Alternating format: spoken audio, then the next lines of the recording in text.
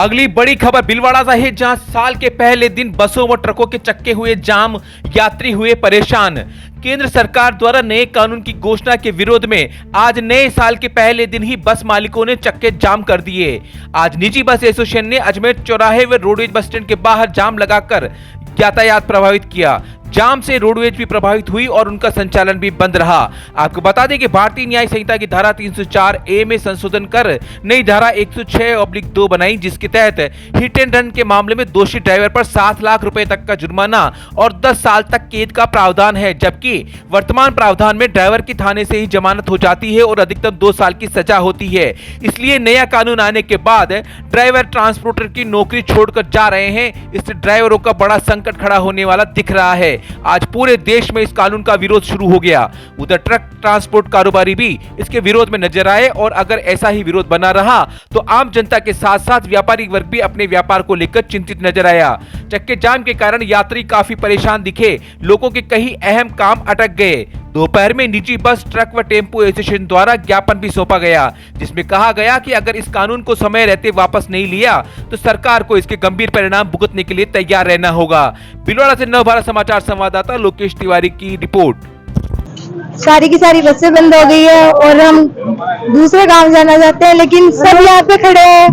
किसी को कोई किसके लिए आया है, किसके लिए नहीं आया, पता नहीं कहाँ जाना है। सबको अलग अलग गांव जाना है। यहाँ पर रहने का कोई ठिकाना भी नहीं है सबका, इसलिए सब यहाँ जाना चाहते हैं, लेकिन सब यहाँ पर ही खड़े हैं। हमारे अंकल जी की डेथ हो गई थी, इसलिए वहाँ जाना जरूरी था। बच्चों की हड़ताल की वजह से परेशानी का सामना करना पड़ रहा है। मैं अभिनंदन से खड़ा हूँ और कोई भी साधन प्राइवेट को मिल जाएगा उसमें नहीं जाऊंगा। आपको बताया था केंद्र सरकार के जो गृह मंत्री है अमित शाह जी, जिन्होंने ड्राइवरों के लिए एक नया विधेयक पास किया है। उस विधेयक के अंदर सरकार ने ये नियम लागू किया है कि कोई भी ड्राइवर अगर दुर्घटना करता है और दुर्घटना स्थल से अगर भागता है, हिट एंड रन का अगर ऐसा कोई मामला बनता है तो उसके अंदर 10 साल का कारावास और आर्थिक जुर्माना दिया गया है, जिससे बस ऑपरेटर एसोसिएशन एवं संपूर्ण भारत के जो ड्राइवर है, ड्राइवर के अंदर कोई भी आ सकता है।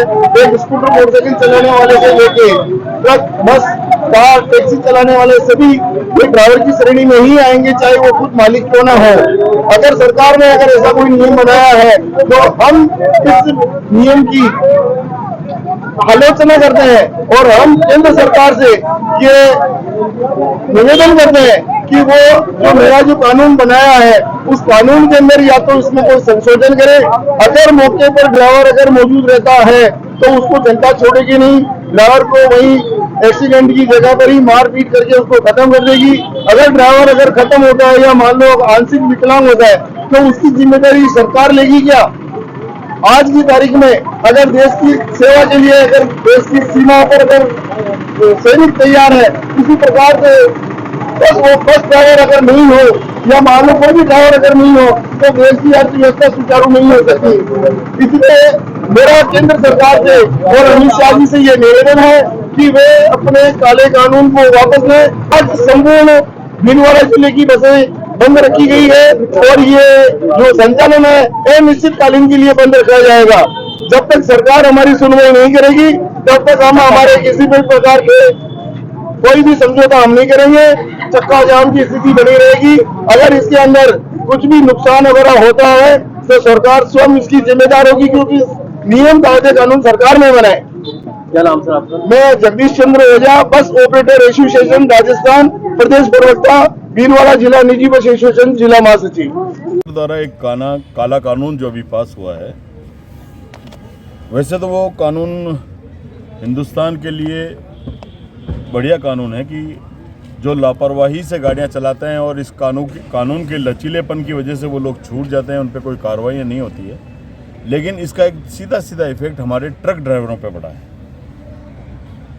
उस कानून के अंदर ये है कि अगर कोई हादसा हो जाता है तो ड्राइवर उसको पीड़ित को या घायल को हॉस्पिटल पहुंचाए, भागे नहीं वहाँ से। अगर ड्राइवर भाग जाता है तो 10 साल की सज़ा और 7 लाख का जुर्माना इसमें तय किया गया है। तो आज ड्राइवर जिसकी तनख्वाह 7-10 हज़ार रुपये है, वो 7-7 लाख रुपए कहाँ से देगा? और ड्राइवर अगर वहाँ से भागेगा नहीं तो पब्लिक उसको पीट पीट के मार डालती है या वो घायल हो जाता है। तो हमारा निवेदन है कि आज सारे ड्राइवर हमारे पास आए, क्योंकि इन लोगों का इस हमारे स्टेट के अंदर बहुत बड़ा योगदान है। चाहे कोरोना काल हो, पूरी राजस्थान सरकार हो, चाहे केंद्र सरकार हो, इन लोगों ने कंधे से कंधा लगा के कोरोना काल में अपना सहयोग दिया। आज ऐसी स्थिति में इन लोगों के लिए कहीं पर भी कोई कानून नहीं बना है। अगर पब्लिक के मारने से हमारा ड्राइवर घायल हो जाता है तो उसके इलाज के पैसे भी नहीं है, उसके परिवार मोटर मालिक कितनी मदद करेगा हम, क्योंकि आज हमारा ट्रेड जो है बहुत बुरे दौर से गुजर रहा है। तो ऐसी स्थिति के अंदर हमारी डिमांड ये है, आज बस एसोसिएशन भी हमारे साथ है, टैक्सी एसोसिएशन साथ है, टेम्पो वाले हमारे साथ हैं। तो मैं निवेदन करना चाहता हूँ कि एक ऐसा कानून बनाया जाए कि हादसे के अंदर हमारा ड्राइवर भी अगर घायल होता है पब्लिक की मारपीट से, तो उसके लिए भी एक कोष बनाया जाए, ताकि सरकार लापरवाही से अगर चलता है तो कानूनी कार्रवाई हो। कानून ये अभी तक बना हुआ है कि मोटर व्हीकल एक्ट के अंदर भी संशोधन की जरूरत है। अंग्रेजों के समय का कानून चल रहा है, बड़ी गाड़ी वाले को ही हमेशा दोषी माना गया है। तो आज हम सब कलेक्टर साहब को ज्ञापन देने आए थे इसी विषय के अंदर कि ड्राइवरों की जो मांग है ये आगे तक पहुंचाई जाए।